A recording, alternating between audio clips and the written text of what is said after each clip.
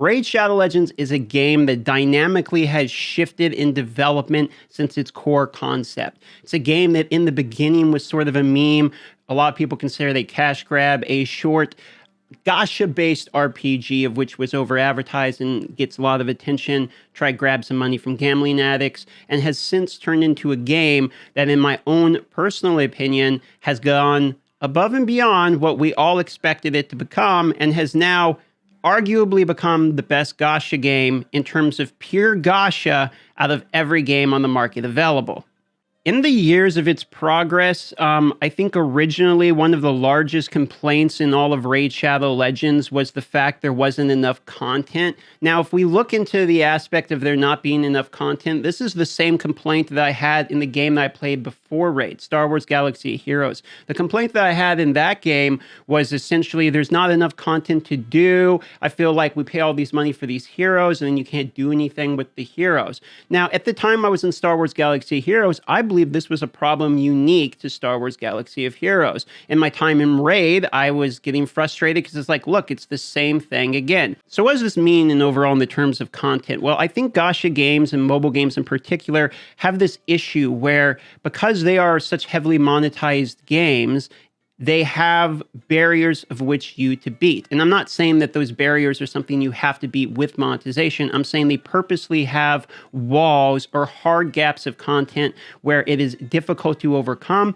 And then once you can overcome it in a mobile game, you feel like a significant progress has been made. This has been very, very pinnacle in every gacha game I've played since I've left. This was all the way through the My Heroes, through Genshin, etc. When you're able to beat some of the harder content, you finally can farm it. You've completed that part of the game, and it becomes a frustrating part of the game as now you have to repeat it every day for the resources of which you were so looking forward to, and that's the reason you went to beat the content anyway. Basically, what I'm saying is gacha games in particular, but mobile games as a whole, are typically fairly repetitive by design because it's impossible to make content quicker than people can consume content. So they must recycle gameplay in order to basically increase the retention of the players. This is something that has been shown in MMOs, but because of the social aspect of MMORPGs like RuneScape,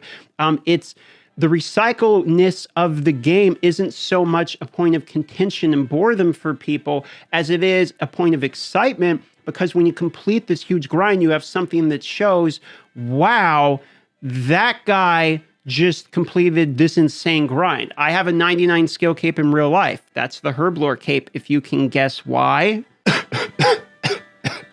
Party hats are another great example of this type of phenomenon. They've become so recognized as an item in MMOs. You can literally buy them. I've got hand crocheted versions of this. It's a well-known meme. A party hat got vast social currency to the point of people acknowledge what it stands for. Obviously, these little foam ones have no currency. This is about $2 made from China, but you get my point.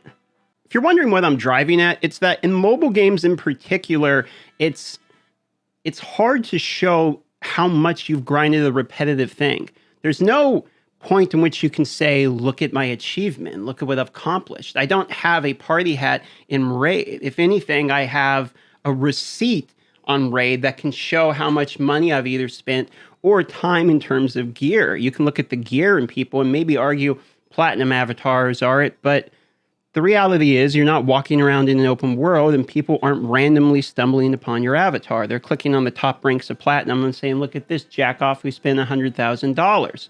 And the problem is if you are that particular jackoff who gave the $100,000 to the gaming company, you don't even really have the party hat to show off. And there's no way to flex other than going to a Discord full of even more jackoffs to show those photos of the account that you do actually own. And then not only is it not a thing that's blindingly obvious in your face, like, look at me, I did it, but the other person has to have the knowledge to understand how difficult it is to build that type of gear and or hero, etc. So the flex is very small, meaning the content in the game becomes even more difficult to establish because you can't rely on social reputation and currency of a way of interacting with players and having player engagement happen in your game. So how does Plarium go about this and beat this problem, and how do they solve that in relation to content? Well, what they actually ended up doing was something that at first seemed like just cash grabby, but the more you think about it, the more it's actually sort of a genius move. And what I'm going to mention here is them pumping out a ton of heroes. This might at first seem like, wow, they're going to devalue the pool. And that was a lot of our argument in the beginning. But the more I think about this, the more I think it's a smart move. And the reason why is because you can't make content quick enough for the people who have 1,000 heroes to then play the content with all the 1,000 different heroes. They'll do that before you can make the next bit of content. But what you can do is constantly make more heroes for the content you already have, and then slowly build the base of content that you have acquired in your game to get to a point where, as you build the gigantic ranks of heroes, these people who are longtime players have a reason to keep playing, which is trying out new heroes in the same content they've been doing for years. It's a different strategy that I haven't seen implemented in a lot of games, and for some reason it seems to be working.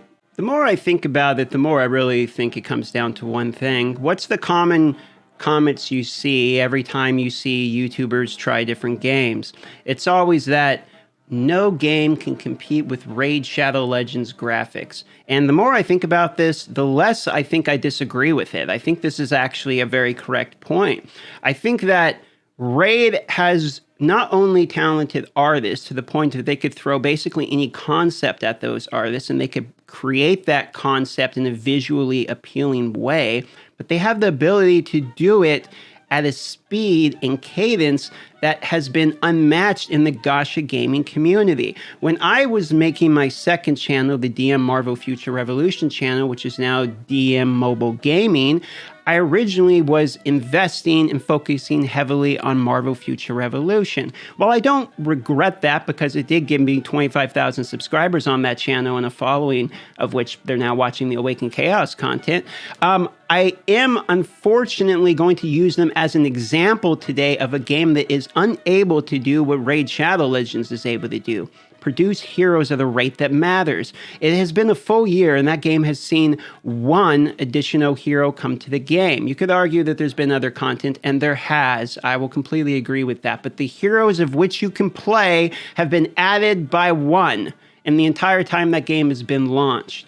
Including, let's just say I'm disappointed. Meanwhile, the bear I've been poking the whole time has actually been pumping out champions left and right. And yes, we could say that a lot of them are fusions, God forbid. Yes, we could say they're reusing skins, and that's true. But I got to give it to the art department over there, at least trying to be able to pump out heroes at the rate of which it's being asked for. Last time we looked at the numbers, I think it was Kizzo or somebody. I was talking to one of these guys, and we were looking at how many people actually worked there. It was like 540 people working in the office or something. And it was like 400 of them were artists, or just some obscene number. I'm sure I got the numbers wrong, but it was the ratio was hilarious. And I realized one thing also. There's a reason there's RuneScape music in the backtrack today. It's that RuneScape is my most loved game of all time.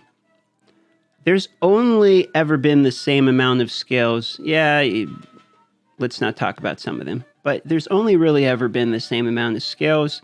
And old school RuneScape, people still play to this day. And that game has the most replayability I've ever seen.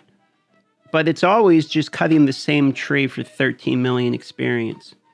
And there's something about that kind of made me put a couple dots together. People don't mind doing the same thing over and over again, as long as while they're doing it, both they're having fun and other people in their community are having fun. And Raid Shadow Legends, God forbid, may not be the best mobile game in the entire world, maybe over-advertised and maybe a little bit of a meme, but they know how to make champions that are fun to play with. I think Raid Shadow Legends has two things going for it. I think it has a flaming good art department. Okay? Can't deny it. You can't.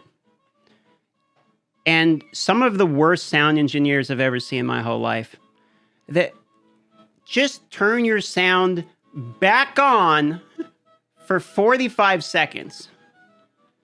So my thesis today is the art people need to raise, and the one guy you have in the sound department needs some employees to help him out. Please, please.